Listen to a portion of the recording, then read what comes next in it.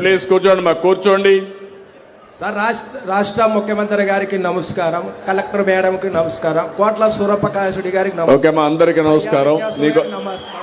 నీకు కూడా నమస్కారం. నువ్వు సబ్జెక్ట్కి రా. సార్, ఏం జరిగిందంటే 2002లో బుగ్గన్న రాజనాథ్ రెడ్డి నా 4 ఎకరాలు ఆక్రమించుకున్నాడు.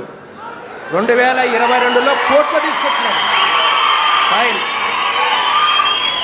కోర్టులో స్టే తీసుకొచ్చి స్టే చేసిన ప్యాపులు ఎంఆర్ఓ గారు, ప్యాపులు సిఏ గారు, డోన్ ఆర్డీఓ గారు, కలెక్టర్ మేడము ఒక్కొక్కసారిగా 6 మాటలు తిరిగినాం.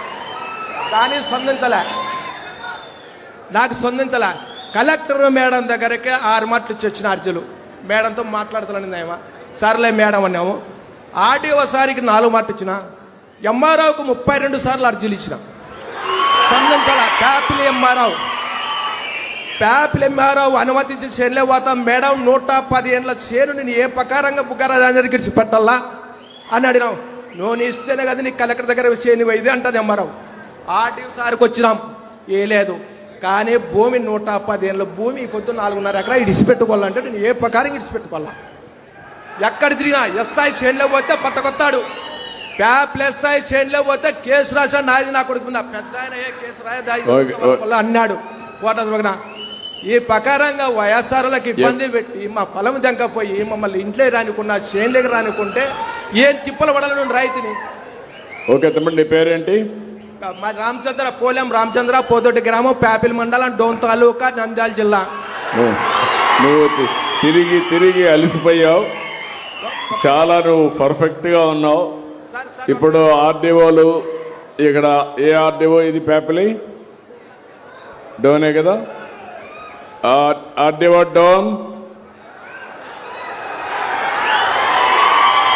RDO come here. హలో. ఇప్పుడు ఆయన అన్నిసార్లు తిరిగాడు. ఏంటి, వాట్ ఈజ్ యువర్ ఇన్ఫర్మేషన్? రేపు రాబోయే రోజుల్లో ఇవన్నీ కూడా ఎవరు తప్పు చేసినా నేను గ్రామ పంచాయతీల్లోనే పెడతా, ప్రజల్లోనే పెట్టి ఆ సమస్యను పరిష్కారం చేస్తా. వాళ్ళు ఎంత పెద్దోళ్ళైనా కావచ్చు. సార్ నమస్తే సార్. వీళ్ళు కంకర్ మిషన్ సార్, పక్కన అసైన్డ్ పట్టాలు ఉన్నాయి సార్, అది కావాలంటున్నారు సార్. అసైన్డ్ పట్టాలు ఉన్నాయి సార్, వీళ్ళు కంకర్ మిషన్ సార్.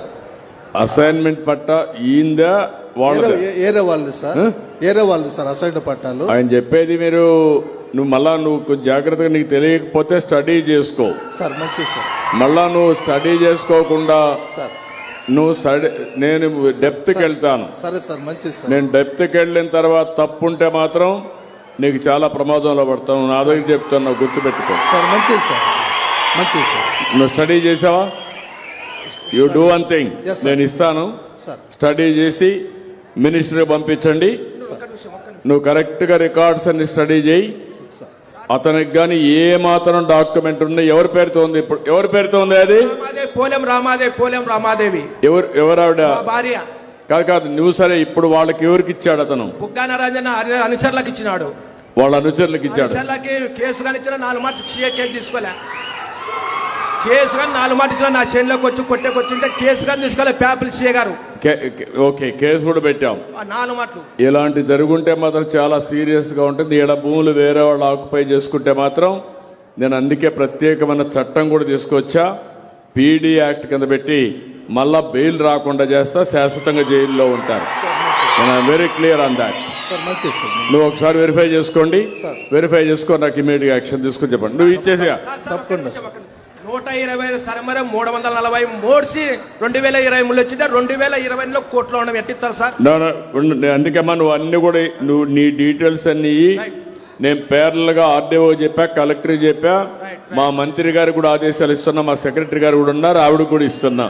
నువ్వు ఇచ్చేసి నువ్వు కూర్చోమ్మా, ఈ పక్క వచ్చి నువ్వు కావాలంటే ఆ పక్కన వచ్చి ఇచ్చేసి కాగితాలన్నీ మీరు ఇవ్వండి.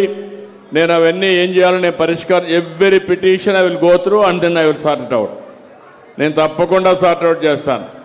ఇప్పుడు నేను చెప్పినటువంటి ప్లేస్